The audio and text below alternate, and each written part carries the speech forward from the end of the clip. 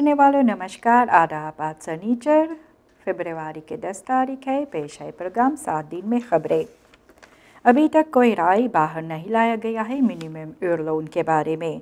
अभी तक कोई राय नहीं लाया गया है बाहर। नेशनल लोन रात जो है इनके तरफ से मिनिस्टर फन आर्बेट werkgelegenheid en jeugdzaken के लिए, और ये भी अलगमीन मिनिमम ईयर लोन के सिलसिले में। जनवरी महीना इस साल जो शुरुआत हुए तो ये नया मिनिमम ईयर लोन हो जाना चाहिए था, तय हो जाना चाहिए था। लेकिन देखा जाता है कि अभी तक ये मिनिमम ईयर लोन जो है SRD 35 जो होता है हर घंटा के लिए, और इनका इनगांग्सदाtum जो था यूली के पहली तारीख साल 2023। कुछ हफ्ते पहले भी आर्बेट मिनिस्टर स्टीफन मैकआंड्रो ये कहे है कि फरवरी के पहली तारीख तक ये तय हो जाता, और ये advies जो है द नेशनल लोन रात का वे ऑन्टफंग करते। लेकिन देखा जाता है कि ये अभी तक नहीं हुआ है, और ये राजफोर्स्टल खुदकरिंग के लिए ये ओवरलेग में देने वाले थे सरकार को। पता चला है कि नेशनल लोन रात जो है सोमवार को सैसी vertegenwoordigers जो है सोशल पार्टनर्स के साथ लगाई है। इनमें है vakbeweging, bedrijfsleven और सरकार ओवरहेड, इन सभी के साथ। और ये सैसी में बातचीत किया गया है ये मिनिमम ईयर लोन के बारे में। vakbeweging का कहना है कि कम से कम SRD 5 तक से लेकर SRD 54 तक के बीच में ये होना चाहिए। और ऐसे bedrijfsleven ये फोर स्टैंडर्ड होते हैं कि gefaseerde aanpassing इनका होना चाहिए। लोन रात हाल ही में अपने advies बाहर लाने वाले हैं, और ये मिनिस्टर फन आर्बेट को देने वाले हैं। अभी तक ये advies अलगमीन मिनिमम ईयर लोन का बाहर नहीं लाया गया है। तैयारियां ज़ोर तौर से हो रही है आने वाले चुनाव के लिए, और सभी काम जो शुरुआत भी किया गया है। ये voorbereidingswerkzaamheden तैयारियां जो हो रहा है verkiezingen आने वाले नए साल में करने के लिए, तो मिनिस्ट्री van Binnenlandse Zaken बीसा जो है अपने स्कीमा को ठीक तरह से भी कर रही है। और inzagelegging जो है kiesserslijst का ये फरवरी के 22 तारीख तक मुमकिन है। उसके बाद ये निकाला जाएगा और फिर ये kiesserslijst ठीक कराया जाएगा, और ये फिर onafhankelijk kiesbureau को दिया जाएगा beoordeling और खुदकeuring के लिए, और ये मार्च के 14 तारीख होने वाले हैं। उसके बाद कानून जो है जैसे कानून में लिखा हुआ है, तो Binnenlandse Zaken ये भी हर एक साल ये niet verkiesjaar में एक geactualiseerde kiesserslijst भी रखने वाले हैं खुदकeuring के लिए OKB के पास। इंटर्न भी काम किया जाता है। versterking जो है सेंट्रल ब्यूरो फॉर burgerzaken का, इनमें भी ज़रूर से एक ज़रूरी रोल इनका होता है, क्योंकि ये persoonsgegevens इलेक्टोरात का जो देते हैं। इसके साथ भी डायरेक्टर जो है Binnenlandse Zaken का से ये भी कहते हैं नासिर एस्काक, ये कहे है कि तैयारियां भी हो रहा है, और ऐसे भी वे कहते हैं कि ये स्टेमिंग के लिए verkiezingen जो आने वाले हैं मई के 25 तारीख साल 2025 में, तो ये भी ठीक तरह से होना चाहिए। प्रेसिडेंट संतोकी ये भी कहे थे begrotingsdebatten के दौरान पार्लियामेंट में कि voortgang हो रहा है verkiezingen का आने वाले साल को गारंटी देने के लिए, और इससे जुड़े सभी wettelijke regelingen जो होता है जिस पर गौर करना चाहिए, इस पर भी वे काम करते हैं। ये wettelijke ter inzagelegging kiesserslijsten का ये भी अगले साल जनवरी में होने वाले हैं, और इसके साथ registratie politica partijen का OKB के पास और het Centraal Hoofdstembureau CHS के पास ये भी कैंडिडेटstelling के लिए। उसके बाद ये कैंडिडेटstelling जो होता है तो ये डिस्ट्रीब्यूसी फिर उसके बाद होगा oproepingskaarten का, और फिर उसके बाद उस दिन पर जब चुनाव होगा तो स्टेमिंग के दिन भी देखा जाता है, वहाँ पर भी ये चेक किया जाता है। और ऐसे भी अनेकों ट्रेनिंग्स और voorlichting सेसिस लगाया जाता है, अनेकों कमीसीज और werkgroepen तैयार किया जाता है जिनको ये काम भी पूरा करना चाहिए। ऐसे kiesbesluit इन्हें जल्द से ठीक कराना भी ज़रूरी होता है, क्योंकि इनमें भी verkiezingen के साथ वे भी जुड़ा होता है, और ये kiesbesluit को ठीक कराने के लिए काम किया जाता है। और मॉडल जो होता है stembiljet का और volgorde kandidatenlijsten का, इसके बारे में जिक्र भी हुआ है इनमें, और ये deelnemende politica partijen के बारे में। और ऐसे भी जिक्र किया जाता है कि सिंबल और फ़ोटोज़ जो होता है कैंडिडेटन का ये स्टैम्प बिलियट पर किस तरह से होना चाहिए और साफ भी दिखना चाहिए। और इससे जुड़े कहा भी जाता है कि इन रिख्टिंग स्टैम्प ब्यूरोज का बहुत ही ज़रूरी होता है, जिस पर जिक्र होता है और कहा जाता है कि ये मिलाकर ये काम करने के लिए कम से कम SRD 800 मिलियन ये पैसा लगाया जाएगा।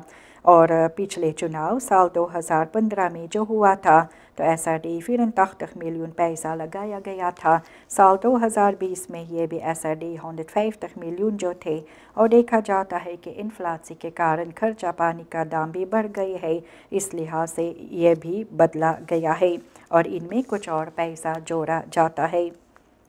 स्टूडेंट इन कैंपस ये भी बंडल करने वाले हैं। इसके बारे में जिक्र हुआ है कि स्टूडेंट जो कैंपस पर रहते हैं Anton de Kom Universiteit van Suriname में, तो ये भी मार्च के पहली तारीख से जो aangekondigde huurverhogingen इनके लिए है, इसके बारे में वे कतास करते हैं और बात भी करना चाहते हैं। एक पटिशी ये लोग भी तैयार कर रहे हैं और ऐसे बातचीत किया गया है दagblad Suriname के रेडक्सी के साथ। तो ये स्टूडेंट मायूस भी होते हैं जिस तरह से ये aangekondigde verhogingen इनके लिए होते हैं और ये leefomstandigheden gebrekkig होता है। स्टिchtingsbestuur ये कैंपस कॉम्प्लेक्स का ये कहते हैं कि वे मिलकर बात करने वाले हैं और कोई ना कोई ऑपलॉसिंग इनमें लाना चाहते हैं और वे कहते हैं कि जब तक फिनेंशियल मिडल नहीं होता है तो इनसे इनका काम भी अधूरा रह जाता है। इसके साथ वे भी Ministerie van Onderwijs, Wetenschap en Cultuur के साथ मिलकर ये onafgemaakte gebouwen जो मैदान पर होता है ये भी तैयार किया जाता है, जो सालों से पिछले चुनाव से देखा जाता है काम वहाँ पर नहीं होता है, तो ये भी शुरुआत किया जाएगा। मिनिस्टर और ये भी कहे है begrotingsbehandeling के समय begrotingsbehandeling jaar 2024 के लिए, तो ये कहे है कि स्टूडेंट फ्लैट्स ये भी बनाया जाएगा और जो ज़रूरी पड़ता है वहाँ पर स्टूडेंटन के लिए ये काम वे भी पूरा करना चाहते हैं। और ऐसे भी वे कहे है कि अभी तक बातचीत नहीं हुआ है ये स्टूडेंटन के बारे में और ये कैंपस का मुश्किलात जो होता है किस तरह से दूर फिर किया जाएगा। सुनने वालों, महीनों तक ये wegomlegging भी होने वाले है। Herbouw Saramaccadoor steekbrug का होने वाले है और ये फरवरी के 28 तारीख से शुरुआत होगा। Saramaccadoor steek का जो ब्रुग होता है बुध फरवरी के 28 तारीख से कुछ महीनों के लिए बंद किया जाएगा और ये रई फरकेर के लिए ख़ास तौर पर। और इसमें भी कहा जाता है कि सारामक्का कनाल का जो ब्रुग है हेडेंडाग से ऐसे पे निर्भर नहीं होता है, काफ़ी पुराना है, onderhoud इनका भी कुछ हद तक नहीं किया गया है, इसलिए भी एक नया ब्रुग कंस्ट्रक्सी तैयार किया जाएगा जिनमें 6 rijstroken होते हैं और ये 3-om-3 gescheiden rijstroken के बारे में जिक्र होता है। यातायात जो भी Herbouw के समय ये wegomlegging ज़रूर से होगा और कहा जाता है बेकhuizenbrug जो फाबी ब्रुग होता है और सारनब्रुग जो होते हैं सबसे नज़दीक जो होते हैं और सबसे नज़दीक अल्टरनेटिवन को आपको चुनना चाहिए जब आप वहां से गुज़रना भी चाहते हैं। वहां पर सिपाही भी ज़रूर से रहेगा और verkeersbord भी रखा जाएगा और सिपाही के इशारे पर भी आपको गौर करना चाहिए। ये फरवरी के 28 तारीख से शुरुआत होगा। ये बिल्कुल नया ब्रुग वहाँ पर बनाया जाएगा, पुराना को निकाला जाएगा, इसलिए कहा जाता है कि फरवरी के 28 तारीख से वहाँ पर करीब कुछ महीनों के लिए जब तक काम होगा वहाँ पर गुज़रने का मौका बदला गया है और इस पर आपको गौर करना चाहिए। सब्सिडी NVB के लिए इस साल भी SRD 116 मिलियन पैसा begroting पर रखा गया है। सब्सिडी जो है ओवरहेड का ये भी nationaal vervoerbedrijf NVB के लिए तो इस साल begroting पर रखा गया है Ministerie van TCT के पास और ये SRD 116 मिलियन जो है और ये 100% और ज़्यादा है ये सब्सिडी bedrag से जो पिछले साल था और पिछले साल ये SRD 58 मिलियन जो था staatsvervoersbedrijf के लिए। फरवरी के पहली तारीख से पता चला है कि NVB अपने तारीफन जो है बस और बोट फरफूर के लिए ये भी 100% के साथ फरहोग किया गया है, क्योंकि देखा जाता है कि ये भी दुगना करने से भी ये काफ़ी कम होता है पार्टिकुलर बस और बोट होल्डर्स के दाम से। और देखा जाता है NVB के पास ये स्टाट्सरिट 3 SRD है और ये PLO बसन जो चलाते हैं ये 12 SRD 5% मांग करते हैं। देखा जाता है महीनों तक ये अख्तरस्तान बटालियन का जो बोट हाउदर्स का था एनफीबी का और जो स्टार्स फॉर फोर के साथ ये काम जो करते हैं, तो देखा गया है कुछ हफ्ते पहले ये लोग खुद तय किए थे कि ये तारीफन को 100% के साथ बढ़ाया जाएगा। नवंबर पिछले महीना से ये बस और बोट हाउदर्स ये चलाए हुए नहीं थे क्योंकि समय पर इन सभी को पैसा भी नहीं दिया गया था। इसके बारे में बातचीत भी किया गया है और ज़रूर से भी कहा जाता है कि ये तारीफन जो पहले था ये लोग काम मिलाते थे, ये इस तारीफ़ के साथ ये लोग आजकल के दौर में अपने खर्चा पानी जुटाकर अपने काम नहीं कर पाएंगे, इसलिए ये फ़रहोकिंग ये लोग लाए हैं। अब एनफीबी तारीफ़न जो है फरवरी के पहली तारीख से फ़रहोक जो किया गया है, तो ये बोट और बस और ब्रैंगस्टन जो होता है ये भी आधा दिया जाता था एनफीबी को, लेकिन ये फ़रहोकिंग के बाद ये पूरा एनफीबी के पास जाएंगे और ये भी कहा जाता है कि ऑफिशियल फ़रहोकिंग के साथ ये लोग का मदद भी नहीं हुआ है क्योंकि ये लोग कहते हैं कि काफ़ी खर्चा पानी जो लगता है और जिसके साथ ये लोग ठीक तरह से अपने महीनावारी जो खर्चा पानी होते हैं उठा भी नहीं पाते हैं। और ऐसे भी जिक्र किया गया है कि ये लोग अपने खुद के जेब से खर्चा नहीं करेंगे और ये इसके बारे में ये मांदलक सफ़रहुडिंग के बारे में ज़रूर से ये भी OBS लीडिंग जो है एनफीबी के साथ इनसे बात करना चाहते हैं इसके बारे में। फ़िलहाल ये SRD 116 मिलियन पैसा सब्सिडी एनफीबी के लिए बखरोटिंग पर रखा गया है 23 से 23 का। ABS का कर्मचारी जो है ये लोन करेक्सी के लिए स्टाकिंग कर रहे हैं, इसके बारे में जिक्र भी किया गया है। जो कर्मचारी होते हैं एनर्जीबedrijven सूरीनाम ABS का बीते हुए बुध को अपने काम बंद कर दिया है क्योंकि ये लोग भी लोन करेक्सी चाहते हैं। ये स्टाकिंग होता है, देखा जाता है कि सालों का स्ताखनासी भी था इन सभी के सालारस ऑन्टविकलिंग में और ये लोग भी चाहते हैं कि कोई फर्स्टोरिंग ना हो एनर्जी फोर्जिनिंग में, इसलिए भी डायरेक्सी को इस पर गौर करना चाहिए। एक तरफ फकबॉन्ड का कहना है जो पहले फकबॉन्ड फोरशेटर खेलिंग्स था तो इनसे भी ये लोन फरहोकिंग का जो मामला था हल भी हो नहीं पाए थे और देखा जाता है कि 15 साल पुराना बात हो गई है और देखा जाता है इन सभी का सालारस लगभग आधा या आधा से कम भी हो गई है जिनका वार्दा होता है। और ऐसे ये कर्मचारी लोग का जो काम करने के जो समय होता है इनमें भी दबाव होते हैं क्योंकि खुद खतरीन कोलीगास ये बाहर मुल्क चले जाते हैं और जो बचते हैं यहाँ पर काम करने के लिए कम पैसे के लिए भी काम नहीं कर सकते हैं, इसलिए ये लोग भी चाहते हैं ज़रूरी है कि लोन करेक्सिस ज़रूर से लाए जाए इन लोगों के लिए। फिर देखा जाता है कि ABS का डायरेक्सी अभी तक ऑफिशियल रियाखिर भी नहीं किए है इन सभी के बातों पर अब तक, जबकि ये ख़बर आपके सामने हम रखते हैं और ये लोग भी कहते हैं कि ये लोग एसेंशियल सेक्टर में ये लोन ऑन्टविकलिंग और लीफेंस ऑन द रोड ज़रूर से चाहते हैं और डायरेक्सी को इस पर गौर करना चाहिए। जो अभी तक आज तक ये ख़बरों में कहा जाता है कि अभी तक ऑफिशियल रियाखिर इन पर नहीं किया गया है। अल्फेफी मिनिस्टर जो है ये भी तुरंत टेक्निस टीम वाक़ई का फरफंग किया है, इसके बारे में दखलत सूरीनाम में जिक्र हुआ है।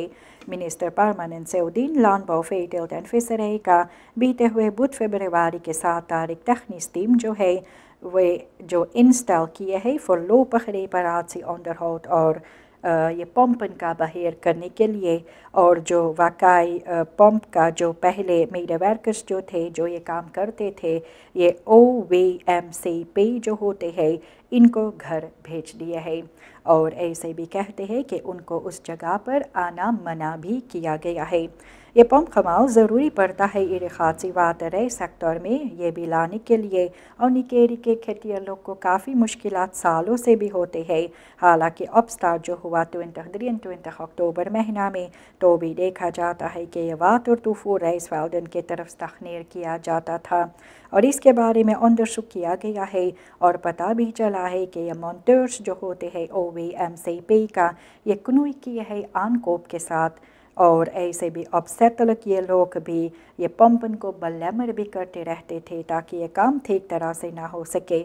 इसके बारे में भी आनखिफ्त किया जाएगा और ये टीम जो है तखनीस बहेर का वाकई पंप का जो इस वक्त मिनिस्टर रखे हुए है ये आरमान बीपत के निर्देशन में है और ये भी ज़रूर से एनर्जी bedrijven Suriname ABS का ये भी जनरेशन मैनेजर होते हैं और ये भी वाकिफ़ होता है रेपाराची और अंडरहोल्ड ये सोटखलेका मोटोरन का करने के लिए जो वाक़ाई का होता है।